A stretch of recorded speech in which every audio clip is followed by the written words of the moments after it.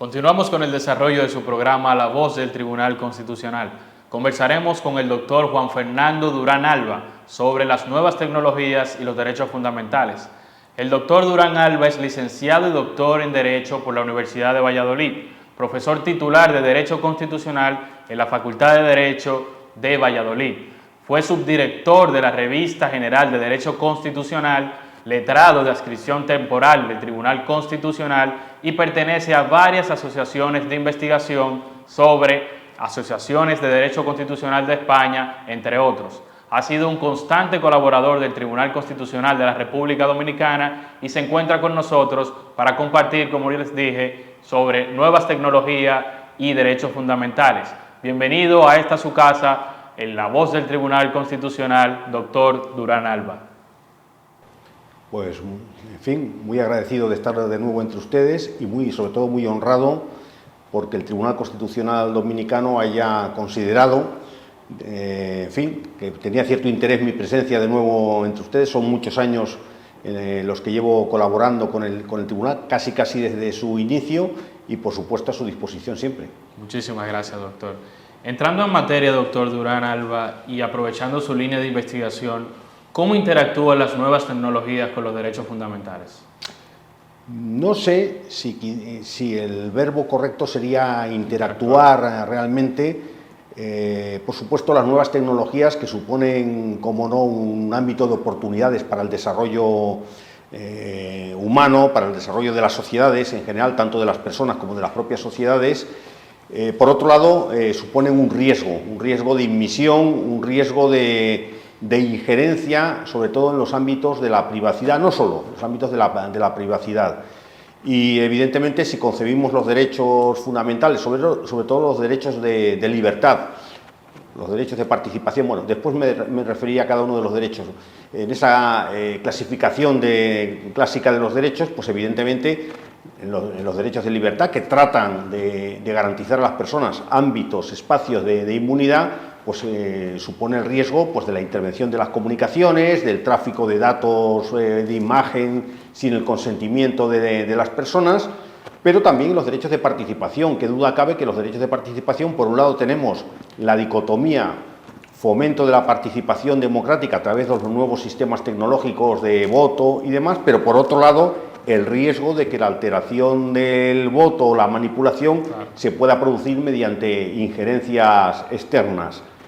Tengo más dudas, me surge más dudas el conectar los derechos propios del Estado social de la prestación con las nuevas tecnologías en ese sentido, aunque en la medida en que el desarrollo de la sociedad esté íntimamente ligado a estas nuevas tecnologías, cabría pensar si entre los derechos de prestación estaría la obligación de los poderes públicos de reducir la brecha digital que pueda surgir dentro de una determinada sociedad entre aquellos individuos en los que por falta de acceso a los medios tecnológicos pues puedan quedarse fuera.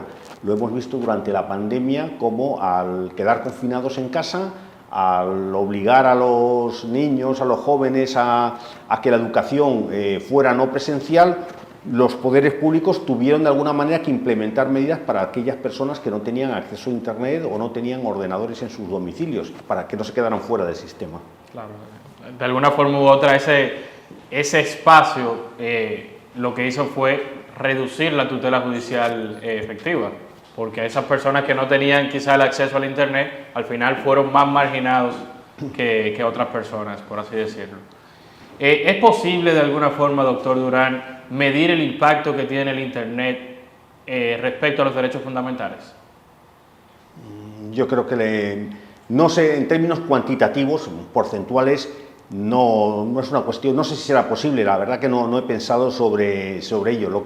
Lo que claramente es en términos cualitativos, la incidencia es, desde mi punto, incuestionable. No es posible una sociedad, tanto en vías de desarrollo como desarrollada, escindir ambas cuestiones, ¿no? Entonces, en ese sentido, la incidencia, el reto está en que esas nuevas tecnologías, pues, de alguna manera, no supongan un riesgo fatal para los derechos fundamentales, como decía anteriormente. Creo que eso es lo que, de alguna manera, en lo que hay que avanzar, ¿no? En la protección de los derechos fundamentales.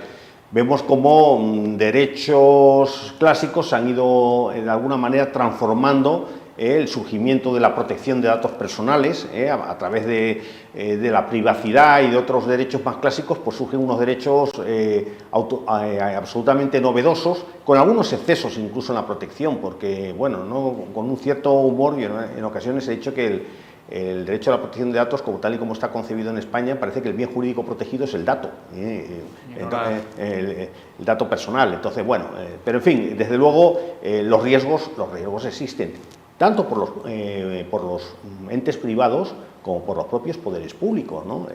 Contaban casos reales en los que, por ejemplo, en el marco de una investigación tributaria, ordenada por la Administración Tributaria, pues se persona en un determinado negocio sanitario, los inspectores tributarios incautan todos los computadores de ese negocio sanitario, se los llevan y tenemos, fíjese de lo que estamos hablando, incautados ordenadores con datos muy sensibles, porque evidentemente en una clínica, en un hospital, los datos son los datos de salud, es decir, en el curso de una investigación. Por lo tanto, los riesgos no solo provienen del ámbito de la economía, del ámbito mercantil, por así decirlo, sino también del ámbito público. ¿Y cómo podemos enfrentar esos retos, esos peligros que se presentan, especialmente usted señalaba respecto a la privacidad y a la protección de datos? Claro, las nuevas tecnologías plantean el ámbito de la territorialidad, el límite. Entonces, en el ámbito nacional está muy bien las normas jurídicas que obligan a los actores nacionales, sean administraciones o particulares, a respetar una serie de normas jurídicas. Pero ¿qué sucede cuando la interacción es con empresas que, por ejemplo, en el ámbito europeo, ni siquiera pertenecen al ámbito de la Unión Europea? Bueno, en el ámbito de la Unión Europea existen normas nacionales y normas supranacionales que de alguna manera tratan de armonizar. Está el ejemplo quizá de los últimos años más punteros, el Reglamento General de Protección de Datos de la propia Unión Europea, que incluso es de aplicación directa en los Estados miembros, sin perjuicio de que las normativas nacionales se vayan posteriormente acumulando. Pero ¿y qué sucede con el tráfico de datos cuando estamos hablando de empresas extracomunitarias y demás? ¿Cómo se controla eso? Sin un consenso internacional, sin mecanismos de acuerdo internacional, pues evidentemente los criterios clásicos de territorialidad del derecho que todos hemos estudiado y en los que nos movíamos más o menos cómodamente, pues quedan en entredicho. Y eso, desde luego, es un reto al cual seguramente estamos hablando de un derecho de acuerdos más que de normas jurídicas, ¿no?